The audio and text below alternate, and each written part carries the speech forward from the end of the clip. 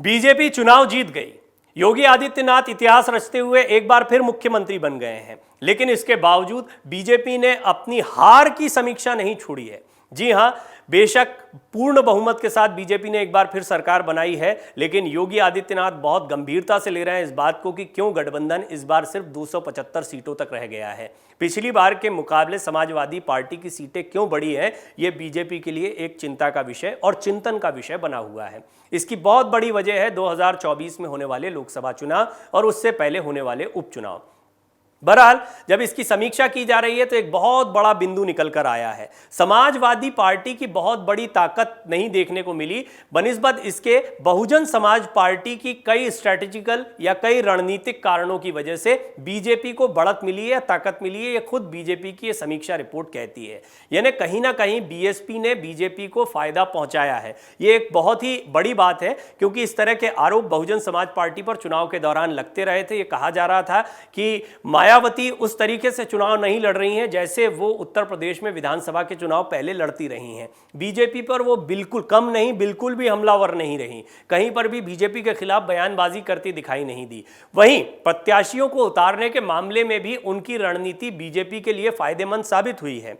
यह भी गौर करने वाली बात है कि पिछली बार के मुकाबले समाजवादी पार्टी ने अपनी सीटों और वोट परसेंटेज दोनों को बढ़ाया है। इन्हें देखते हुए यह बात तो स्पष्ट है कि समाजवादी पार्टी की ताकत निश्चित तौर पर बढ़ी है, लेकिन इस बार उत्तर प्रदेश में चुनाव बहुत रणनीति के साथ खेला गया था। जहां समाजवादी पार्टी पूरी तरह से एमवाय समीकरण और किसानों के मुद्दे को लेकर आगे बढ़ रही थी, वहीं भारतीय जनता पार्टी सुरक्षा के मुद्दे को लेकर आगे बढ़ रही थी। ये सारे ही मुद्दे बहुत महत्वपूर्ण साबित हुए और अपराध मुक्त उत्तर प्रदेश की छवि, बुलडोजर बाबा की छवि योगी आदित्यनाथ के बहुत काम आई, अगर इसे जीत के आकलन के तौर पर देखा जाए।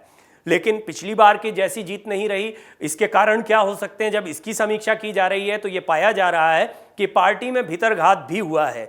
उन सीटों की समीक्षा की जा रही है जहां पर बीजेपी बड़े पैमाने पर नहीं जीत पाई है। इसमें एक और महत्वपूर्ण बिंदु यह निकल कर आया है कि अपना दल सोनेलाल यानी अनुप्रिया पटेल की जो पार्टी है, उसके साथ गठबंधन करने के बाद बीजेपी को कोई बहुत बड़ा फायदा नहीं हुआ है।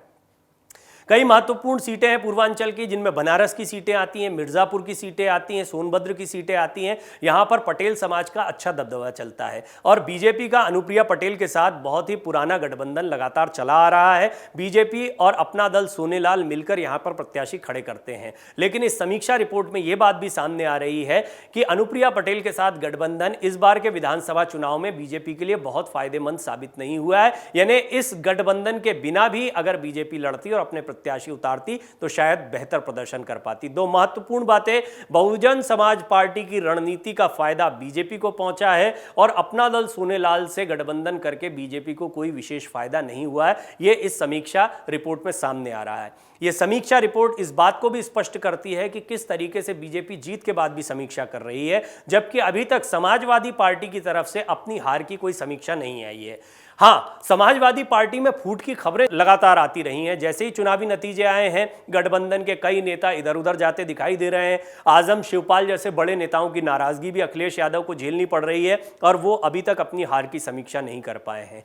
योगी आदित्यनाथ उत्तर प्रदेश में अपने प्रदर्शन को लेकर बहुत गंभीर है और 2024 की चुनावी तैयारियों में जुटे हुए हैं।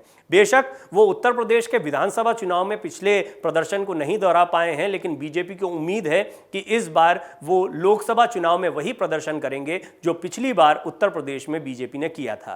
Video desk अमरउजाला.com। डाउनलोड करें अमर उजाला ऐप और पाएं खबरें लगातार। अगर आप ये वीडियो YouTube पर देख रहे हैं तो हमारे चैनल को सब्सक्राइब करें और बेल आइकन को दबाना ना भूलें। अगर आप Facebook पर यह वीडियो देख रहे हैं तो हमारे पेज को लाइक करें।